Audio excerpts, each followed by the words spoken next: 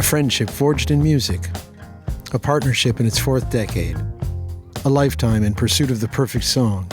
And a community built along the way. 14 studio albums and another one in the wings. The band is Skydiggers. This is Employee of the Myth.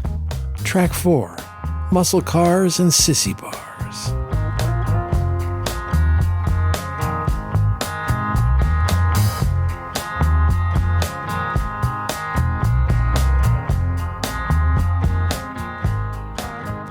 And now, in conversation with Jane Gowan of the Music Buddy podcast, Andy Maize and Josh Finlayson, Skydiggers. This seems to be a portrait of young men, youth, innocence, but also daring and looking forward. Is this partially a portrait of you guys as young fellas? Well, it's mostly a portrait of my cousin Jim and I. My parents met as teenagers in Cobourg, Ontario, on Lake Ontario, about 70 miles, 110 kilometers east of Toronto. And my cousins lived there. And so I would go during the summer. I'd go for a couple of weeks, take my banana seat and monkey handlebar bike. Okay. And my cousin Jim and I would ride around all day long, and we would stop every hour or so in our secret fortress place, and we would have a cigarette. We were 10 or 11 years old. Your menthol cigarette? Rarely menthol. It just menthol fit better into the phrasing. I think it was either De Maurier or Benson and Hedges. And then we would have a stick of Wrigley's, and then we would go to the variety store and we would get a bottle of pop, for me usually Orange Crush, and a candy bar. And that would cost $0.25, and then we would drink our pops and get the 2-cent deposit back, and would either get a couple of pieces of Double Bubble or a couple of caramels.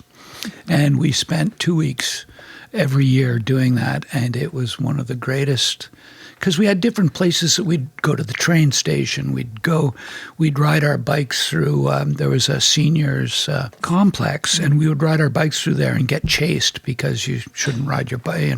I now realize what idiots we were, but we didn't know that at the time. We would make up fake names before riding through there in case one of us got caught. Well, it sounds pretty idyllic. Yeah. And to have your cousin, your buddy, to do that with. It was so great. Yeah. It was so great. And that was still a time when, Friday and Saturday nights in a small town, there'd be a strip. Mm-hmm. So at one end of the strip was like a dairy freeze or a place. And then I don't know what the other end of the strip was, but it was loud muscle cars, and there was a sign at the dairy freeze or whatever it was that said, "Please no unnecessary squealing of tires," because everybody would peel out. Yeah, well, that's it. It made me think of that Trooper song. I couldn't help myself, being from Vancouver. The boys in the bright white sports car, waving their arms in the air. Yes, who do they think they are? And where did they get that car? Well, the groove in this song, it's almost like it's a parallel. It's like your third buddy accompanying you along. And I'm just wondering, in the studio, is this one of those drum tracks that you had to sort of work out with Joby, how we want this to, what's the feel of this song? How are we going to get this across? And did he have many ideas? Or? Well, my memory is that Andy played guitar and sang this to a click track. And Joby, the first thing he did was play bass to it. So his bass and it has this great kind of woody tone and texture to it, and that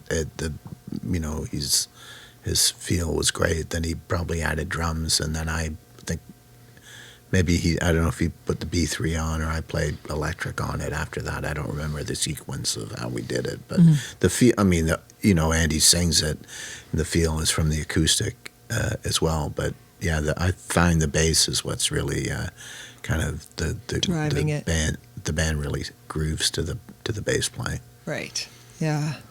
Do you ever see instruments as kind of almost a character? Like if you put an instrument in and you choose to say put the Wurlitzer or the organ in, does it speak to you as another character in your band or in the song? Like is it playing a role sometimes for the storyline? I mean, I think we end up just falling in love with the sounds. Right. Especially something like the B3 or the Wurlitzer.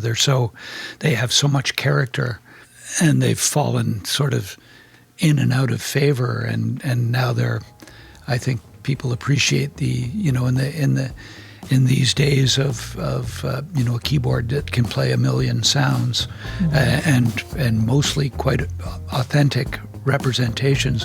When you hear the real thing, you still kind of know it. You feel it.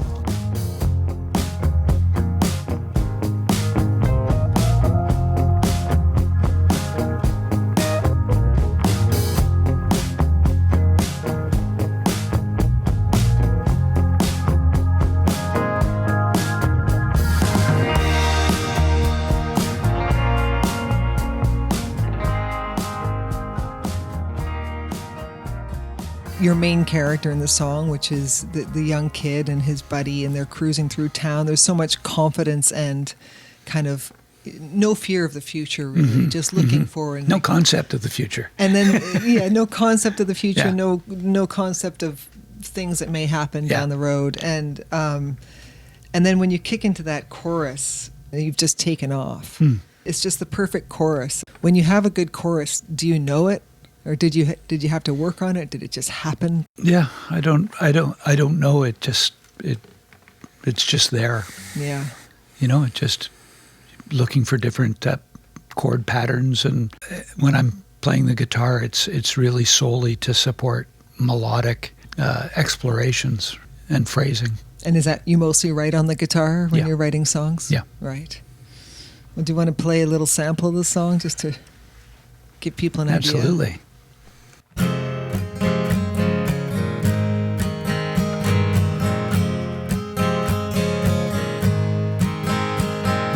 Muscle cars and sissy bars and menthol cigarettes, boyhood schemes and made-up names, no such thing as regrets, 'cause anything was possible, but nothing's what it seems. All the time you can't get back when time is all that you need. And when we get where we are going,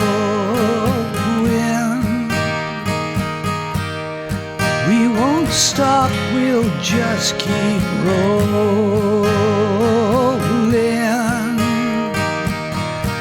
And when we get where we are going, we won't stop until we get to Henry and James. Nothing ever stays the same in a young man's heart. He holds on to the flame.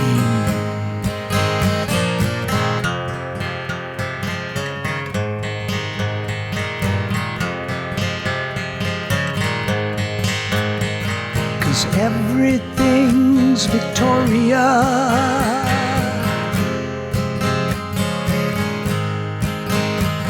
and everything was glorious.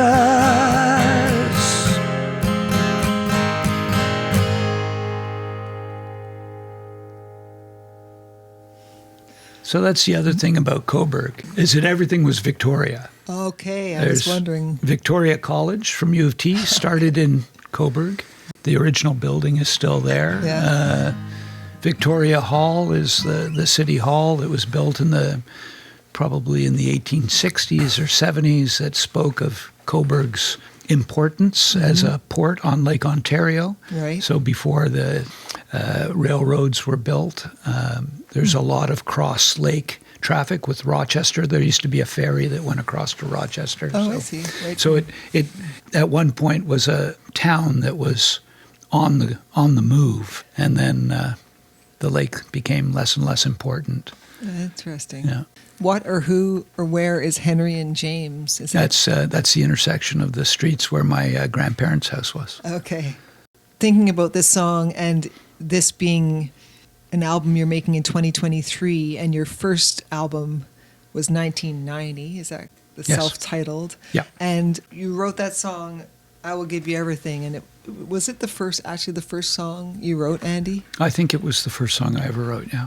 And just to think of that, just catapulting you sort of into the future, do you see the guys you're talking about in this was you and your cousin, but do you see some of that in the early days, the Skydiggers, that kind of boldness and a little bit of defiance maybe, and just Absolutely. not worrying about what the complications ahead may be? Full of confidence because, by the time the band was starting and everything, we'd had a few personal stuff. You weren't the 10 or 11-year-old kid anymore. Life was starting to reveal itself in all of its glory and all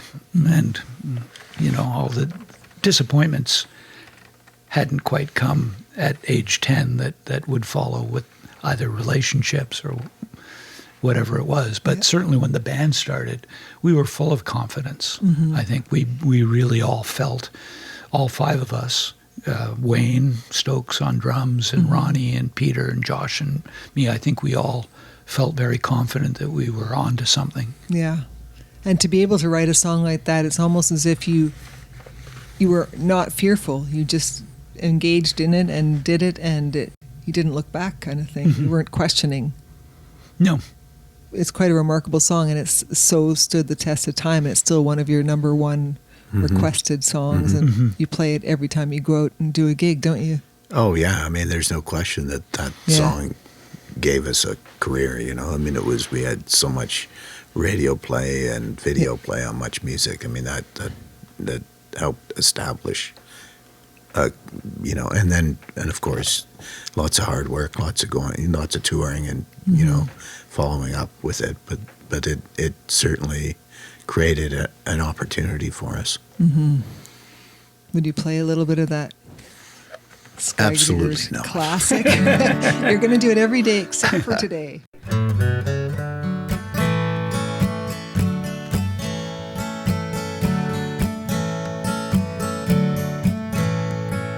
I will give you everything that you've ever wanted, and with this promise I will bring you home again.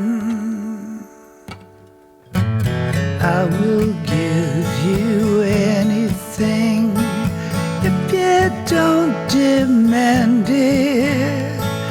With one promise I will make you mine again.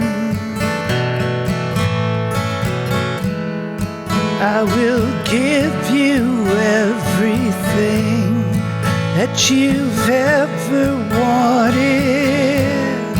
I will give you everything.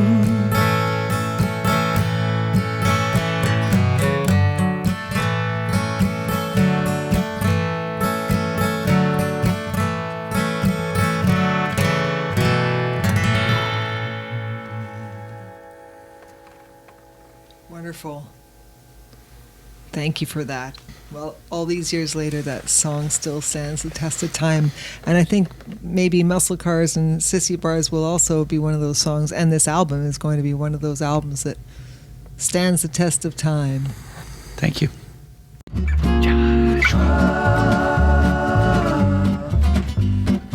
The album is called Hide Your Light. The band is Skydiggers. And this has been Employee of the Myth. Employee of the Myth is hosted by Jane Gowan and recorded at Blue Rodeo's Woodshed Studios in Toronto, Ontario. The podcast is engineered by Tim Vesely and mixed by Jane Gowan. If you enjoyed this conversation, please rate, review, share, subscribe, and play it loud. My name is Joel Stewart. Thanks for listening. Don't look to me for the answer. I don't know nothing anymore. I'll do my best in the meantime and wonder what it's been for. Je t'aime toujours, mon amour. Je t'aime toujours, mon amour.